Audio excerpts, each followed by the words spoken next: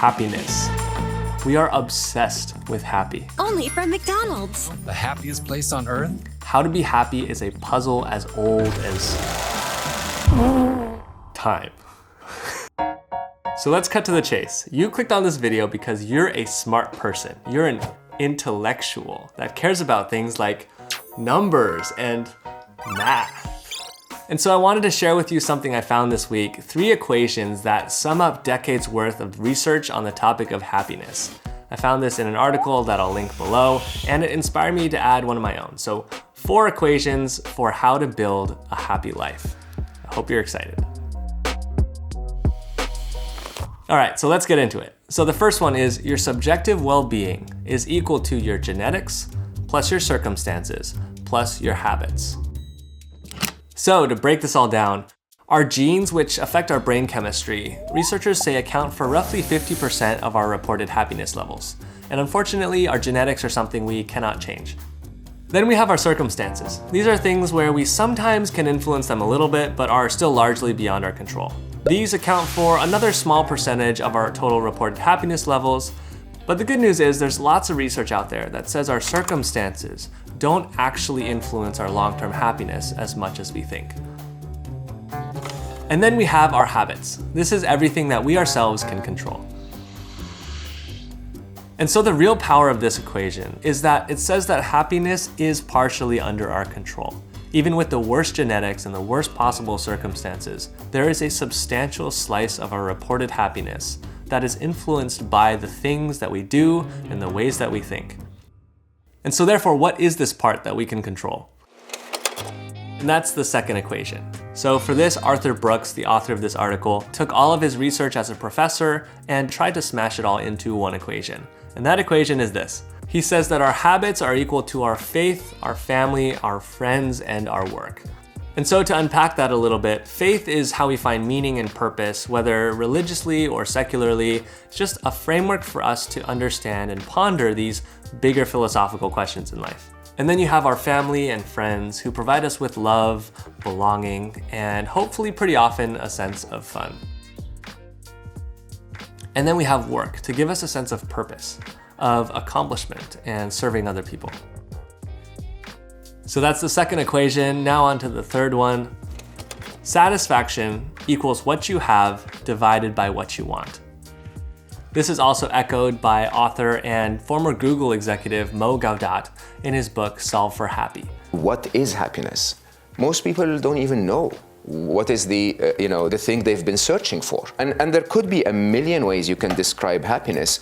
The one that is common across all human beings, at least the one I found, was this. Your happiness is equal to or greater than the difference between your perception of the events of your life and your expectations of how life should behave. Now, with that equation in mind, you start to realize that most of our unhappiness truly is a thought in our head. We often try to increase our happiness by increasing the things that we have, something that sadly consumerism encourages because consumption happens to be good for business. But to be honest, all that does is make our happiness all the more brittle, dependent upon something that can be taken away.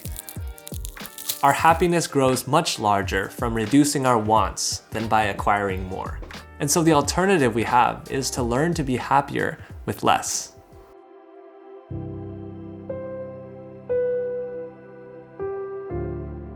And so that brings us to equation number 4.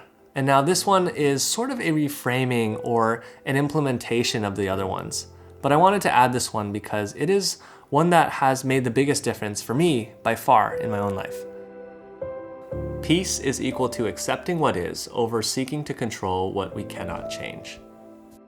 I know that's sort of a mouthful, but it really boils down to this: the skill of acceptance. Contentment comes from our ability to roll with the waves of life, to be fluid and bend in the hard times rather than be rigid and break. We should of course constantly be trying to grow and improve ourselves, but the more we try to control that which we cannot change, the more we will start to drown in the storms and pressures of life when things get out of hand. And the ironic thing is, when we learn to accept what is, we begin to relax, and as we relax, we begin to float back to the surface. True acceptance is a decision, one that says I can choose to be okay with whatever life hands me. I will work toward and plan for the best, but if things don't work out, I will find a way to dance in the rain.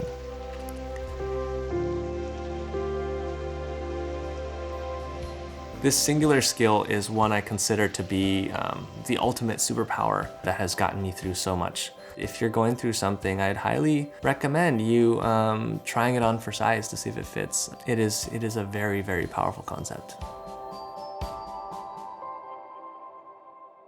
So that's 4 equations for happiness. I hope you feel a little bit smarter. If there's any other equations that you wanted to share that I may have missed, or any stories that you have, I would love to see them. Go ahead and write them in the comments, and if we get some good ones, I'll share some maybe at the end of the next video. If this is your first time here, my name is Kevin, welcome. This channel is all about how we can design our most fulfilling lives according to science, specifically around topics like loneliness, which I think are such a big, massively under-addressed topic, and I believe we need to be talking about more. Seriously, talking to you all on Instagram seriously makes my day. So I'm just scrolling through the comments on the last video right now.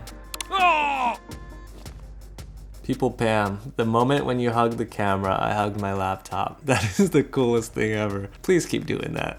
I love that. Tom, the Enthusiasm Project. So that yearbook photo, it's glorious. Tom, you always have the funniest comments. Thank you. Fiona, the best video you made so far, so great. Thank you for spreading so much positive energy. Lots of love. Fiona, thank you for being one of those people too who's always commenting the best comments. Thanks so much for being here to encourage me, but also just the other people in the comment section. I see what you're doing and that means a lot. Thank you. Carla, what would Carla say? Carla's awesome. Your videos are a perfect midnight watch to slow down our thoughts and let go. They're so peaceful. They're so peaceful. Let me know if you enjoy kind of seeing some of these comments, me reacting to these at the end of the video. I'm starting to realize that YouTube is not just a place to be perfect and put these finished products out there, but also just to just be real and hang out with you all for a little bit. So anyways, be well, my friends. I love you all. Bye again. Depending on how I edit this, this might be the 3rd time I've tried to say bye. So see you all. I love you. See you in the next video. Bye. Come here. It's so weird. Someone needs to make like a hug suit, transmit hugs through the internet, and then I could give all you guys a hug.